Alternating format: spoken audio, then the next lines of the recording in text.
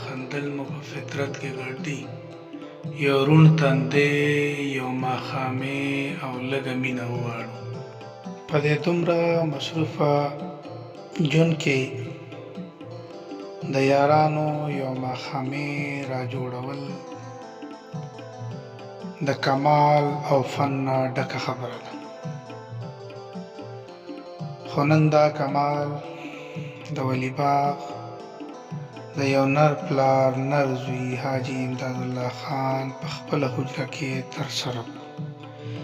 د پروګرام آغاز د الله په نوم د یو ګډ د صدقې نه وشو چې امداد خان د خپل طرف نه دا ګډ خپلو یارانو او دوستانو ته حواله کړو. بیا زموږ د قوم یو ډېر خوږ او دروند مشر جناب حاجي کفایت الله صاحب په خپلو لاسو مبارکو دا ګډ حلال کړو او وینا د الله په نوم باندې توی کړې شوه او باقاعده د یارانو دوستانو د پروګرام آغاز وکړی شو. بیا سلیم خان، بابر خان، کاشف جمال رور او نورو ملګرو د تیارو په حساب کتاب کې خپل ځان مشغوله کړو. په دې تیارو کې چې یو خوا سلیم خان لګیاو سکارې بلول، نو بل خوا چیس کلی کېدې او د شپې د مچ دپاره اور د بلیدو هم تیارې کېده. سلیم خان، ادم خان او کاشف جمال رور باقاعده سکاره بل کړل او د تیکو دپاره تیارې شروع کړو. بل خوا نیمولا کاکا د خپل ملګرو تابع کوله.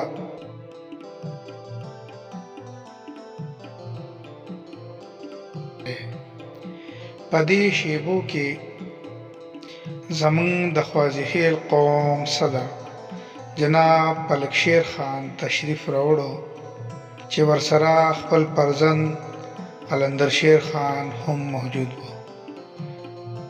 حاجي امداد خان په خپله حجره کې سره د راغلي مېلمنو صدر صاحب ته ډېر دروند هرکلی او په خیر راغلي ووې او باقاعده دا پروګرام نور هم خوندور شو. سلیم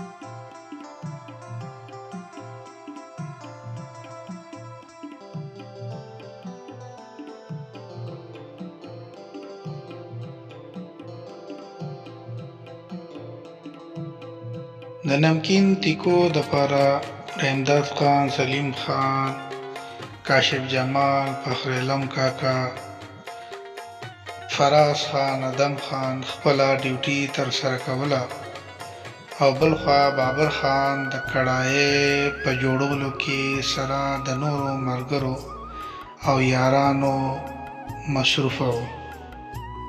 پروګرام په خپل عروج باندې و چې په دې کې حاجي عارف خان خوازیخیل، حاجي زهر خان او حاجي اکرام خان سره د خپل پرزنده تشریف راوړو. وروستو بیا دا محفل د نورالامین لالا، ندیم خان، شاهجان ماما، آفتاب لالا، رحمت علی، شبیر خان، شاه حسین، حیدر ارشد جان خان او زمون د قوم چیرمن جناب حاجی اکرام الله خان او مصطفی خان پراتلو باندې نور هم روخانه او خوندور شو. د خوراک آغاز د نمکینو تیکو نه وشو چې به د ګپ او خنداګانو په ماحول کې ډېر په کمال تیارېدې، تقسیمېدې او خوړل کېدې. شین اسمان و، د ستورو رڼا وه، په منځ کې اور بل و، خواږه یارانو، ګپونه و او خوراکونه و او د خنداګانو یو ماحول و.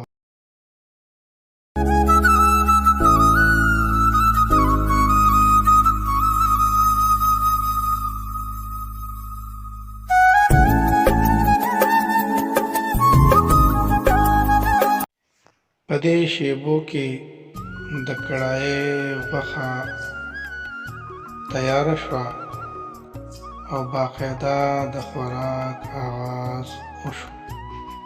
د خوراکونو نه پس د الله شکر ادا کړی شو او په شریکه امداد خان ته او دې ټول قوم ته د اتفاق او اتفاق دپاره دعاګانې وشوې او ټول قوم د امداد خان یو جهان شکریه ادا کړه چې په دې دومره مصروفه ژوند کې یو ډېر د مینې او خلوص نه ډک یو خوندور او روښانه ماښام را جوړ.